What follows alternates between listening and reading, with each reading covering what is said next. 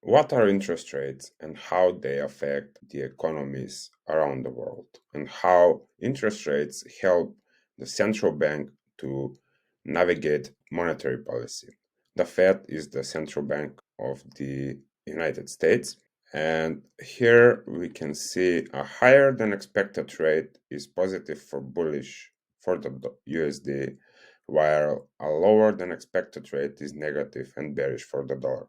And interest rates are a tool that can help the Fed and the central bank to navigate monetary policy.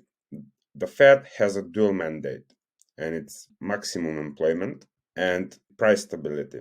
What we had in 2021, 2022 was inflation rising, so the Fed had to use their interest rate tool to cool down inflation. And we can see here that inflation in January 2022 was 7.5%. And also we can see that the first rate hike from the Fed was on March 2022. What that means is that the Fed used interest rates to time inflation and to cool the inflation down to fulfill their one part of the mandate. And what interest rates are essentially is right now we have the interest rates at 5%, 5.5 in the US. So a US bank will give you 5.5% on your money if you put your money with that bank. And that is the pure example of interest rates. When interest rates are high, investors are willing to put their money with the central bank that has higher interest rates because they will give them yield on their money. When interest rates are low, on the other hand, when we had like here 0.25, investors are more willing to put their money onto riskier assets to give them higher yield because the banks are not giving them that yield. And how we can navigate that into day trading the forex markets is you can see here inflation is rising here sharply, and here is where the Fed steps in and hikes for the first time. From there we can see a massive rally in dollar, and that is the opportunity to navigate fundamentals and implement them in your trading. The Fed interest rate decision to put interest rates at 5.5 was about July 2023. And since then, we had another rally in dollar. And when October, November, December, when the Fed started to say, okay, interest rates are high enough, and now we are going to see what the data shows us to continue with our interest rate decisions. Remember, the Fed has two mandates, and it's maximum unemployment and price stability. So inflation is cooling down, and the Fed is saying, okay, we're approaching our target, so we will slow down our interest rate hikes. We are gonna hold rates here, and we will see how the economy reacts. In the last meeting, the Fed announced that they wanna cut interest rate. Now going forward, the trade will be the interest rate differentials and which currency is going to cut first against the other.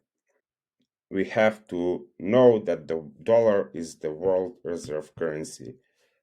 And if everything or anything sells off, what are investors getting? US dollars, because it's the world reserve currency.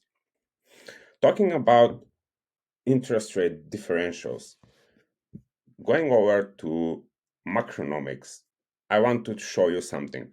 We have the Swiss franc and the Japanese yen. This gives us a short opportunity in Swiss yen. Why, you may ask? Because Bank of Japan hiked interest rates after many years, like over 10, 15 years. They came out of negative territory and they have 0.1% interest rate. On the other hand, last week we had the Swiss National Bank that cut rates from 1.75 to 1.50.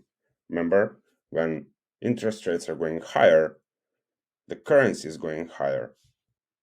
And when the interest rates are going lower, the currency is going lower.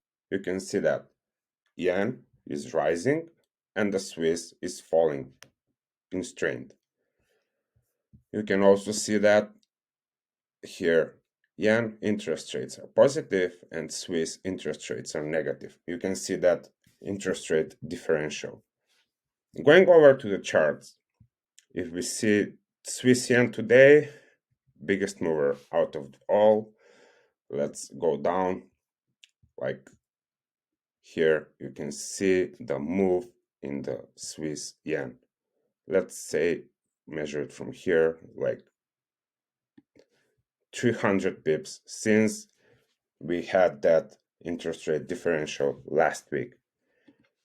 And this is how you can navigate fundamentals and how you can implement fundamentals in your strategy in finding the higher probability setup. All I discussed today is only one part of the puzzle, and that was interest rate. We have the inflation, we have the unemployment, we have the growth.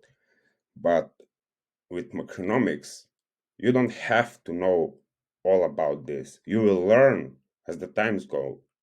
And if you want actionable ideas that are backed by fundamentals and backed by economic data, you can join macroeconomics today. I hope you enjoyed the video. See you next time.